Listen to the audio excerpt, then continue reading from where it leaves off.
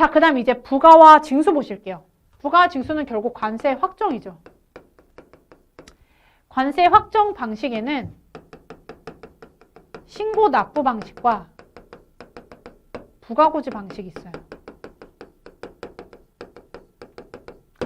그래서 보시면 신고 납부란 건 제가 아까 얘기했죠. 납세 의무의 납부 기한 보시면 납세자가 스스로 납세 신고한 경우에는 납세 신고 수리일로부터 15일 이내 관세를 납부한다고 했잖아요. 그래서 보시면 신고 납부란 납세 의무자가 수입 신고를 하는 때 이러한 과세표준 납부세액 등을 스스로 결정해서 신고하는 거예요. 이해 가셨죠? 그래서 납세 신고는 결국에는 물품을 수입하려는 자가 수입 신고를 할 때 세관장에게 관세 납부에 관한 신고를 하는 거예요. 이게 바로 납세 신고고 보통은 품목 분류, 뭐 HX 코드라든지 아니면 세율, 관세액 등을 스스로가 신고하는 거예요. 이해 가셨죠? 그러면 납세 신고 수리일로부터 15일 이내 관세 납부합니다. 이해 가셨죠? 자, 세액심사는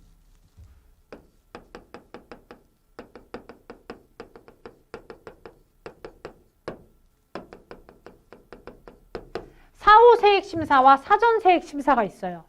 사후세액심사가 원칙입니다. 하지만 일정한 사유로 인해서 사전세액심사를 받는 경우가 있어요. 보시면 세액심사는 세관장은 사후세액심사라고 해서 수입신고 수리 후 세액심사 하는 것이 원칙이에요. 이거를 사후세액심사 원칙이라고 해요. 그래서 수입신고 수리 후에 세액심사하는 것이 원칙인데 이러한 물품 같은 경우는 수입신고를 수리하기 전에 심사한다라고 돼 있어요. 보통은 관세 채권을 확보하기가 곤란하거나 수입신고 수리 후에 심사하기가 좀 부적절한 거 있죠. 그런 것들을 사전세액 심사 대상으로 꼽고 있어요. 보시면 관세나 감면받고자 하는 경우 이러한 혜택을 보는 거는 사전에 일단은 심사를 한다는 거예요. 또는 분할 납부하는 거 관세를. 또 관세를 체납하고 있는 자가 신고하거나 불성실 신고인이 신고하는 물품 이런 것들은 사전에 세액심사를 해요. 수리 전에. 그래서 이런 것들이 이제 좀 관세채권 확보가 조금 어려운 것들이죠. 불성실 신고인이 신고하거나 관세를 체납하고 있는 자가 신고한 물품 이런 것들은 이제 수리 전에 심사를 합니다. 또 다섯 번째는 물품의 가격 변동이 큰 물품 이런 것들은 사전세액심사 대상 물품에 해당이 돼요. 그럼 이제 네 번째는 납부세액의 변경입니다. 납부세액의 변경은 납부 전 변경과 납부 후 변경이 있어요. 보시면 정정, 보정, 수정 신고, 경정 청구가 있죠.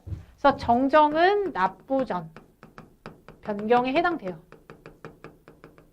납부 전이란 건 관세를 납부 전이라는 거고 보정부터 경정 청구는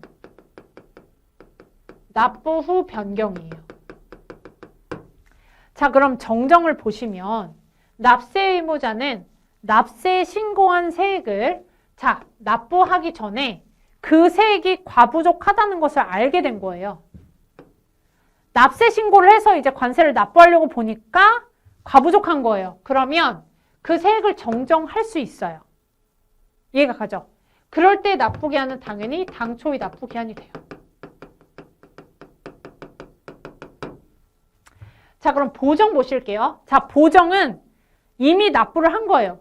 신고 납부한 세액이 부족하거나 또는 세액 산출의 기초가 되는 과세가경이나 품목분류 등의 오류가 있는 것을 알게 된 거예요. 그러면 신고 납부한 날부터 6개월 이내에 세관장에게 보정 신청을 하면 됩니다.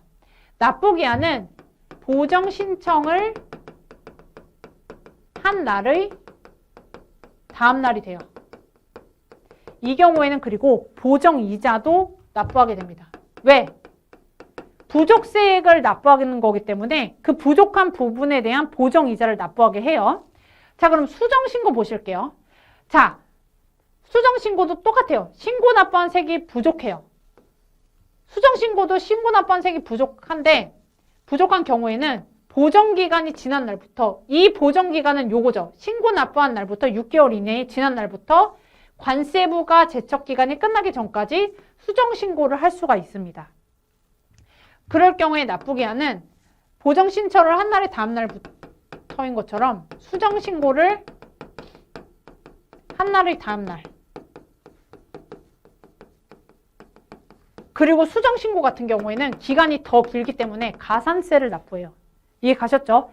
가산세를 납부하는 건 부족세액에 대해서 요 수정신고하는 경우에 가산세를 납부합니다. 자, 그리고 경정청구는 좀 다른 거예요. 뭐냐면 납세 의무자는 신고 납부한 세액이 부족한 게 아니고 과다하게 납부한 거예요.